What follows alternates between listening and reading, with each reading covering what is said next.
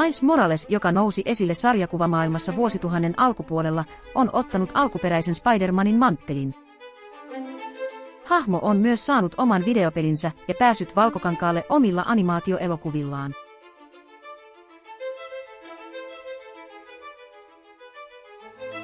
Miles on sympaattinen hahmo, joka vertaa itseään jatkuvasti esikuvaansa, hämähäkkimies Peter Parkeriin. Alun perin sarjan fanit suhtautuivat Milesiin varauksella, koska hänet esitettiin ylivertaisena Spider-Manin verrattuna, mutta nykyään hahmo on kuitenkin tasapainoisempi. Peli sijoittuu vuoden päähän alkuperäisen tapahtumista. Joulun aikaan, kun Peter Parker ja MJ ovat matkustaneet Eurooppaan, New Yorkin suojelu on jäänyt Milesin harteille. Teknologiayritys Roxxon ja hakkeriryhmä Underground ajautuvat konfliktiin keskenään ja molemmat ottavat yhteen myös hämähäkkimiehen kanssa. Moralesin maailma siten tarjoaa lumiset maisemat ja lumoavan New Yorkin, jossa Brooklynin ja Harlemin alueet ovat keskiössä. Virtuaalinen kaupunki herää eloon laadukkaalla toteutuksellaan. Meno on vauhdikasta seitin varassa sinkoilua Roxxoxin sekä Undergroundin pahiksia piestessä, ja seittiheilumismekaniikat ovat edelleen laadukkaat.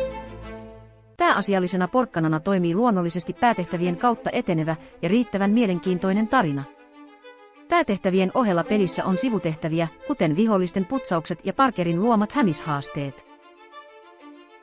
Yksityiskohtana alkuperäispelin reppujen kaltaiset 16 aikakapselia ovat piilotettuja keräilyesineitä, jotka sisältävät tietoa Milesin menneisyydestä ja ne syventävät tarinaa entisestään. Hämisasuja pelissä on avattavissa parisenkymmentä ja ne tuovat Milesille erilaisia ominaisuuksia. Asut eivät myöskään vaadi lisämaksuja. Miles Moralesista löytyy myös ++-tila, joka on haastavampi versio pelistä. Se lisää ainakin teoreettisesti hämispelin uudelleenpeluarvoa ja tilan avulla pelaaja voi avata yhden uuden hämisasun. ++-tilan tarpeellisuus pelissä kuitenkin herättää kysymyksiä, sillä esimerkiksi kaikki taitopuun taidot ovat hankittavissa jo ensimmäisellä pelikerralla. Päätarinan läpipelun jälkeenkin on vielä mahdollista jatkaa pelaamista ja suorittaa vaikkapa jäljellä olevat sivutehtävät. Vaikeustaso pelissä on yleisesti ottaen verrattavissa originaalin tasoon.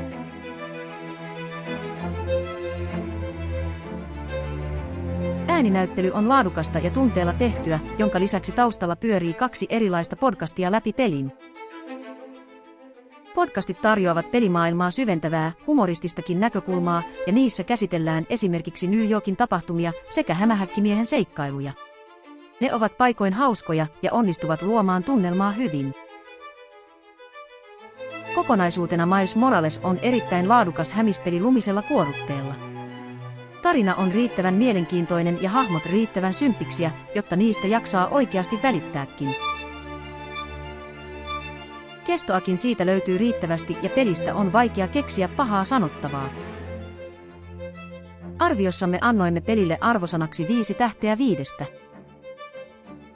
Paina tykkäysnappulaa, jos pidit tästä videosta, ja jaa ajatuksesi kommenttiosiossa, tai käy tsekkaamassa sivustomme osoitteessa gamereality.org.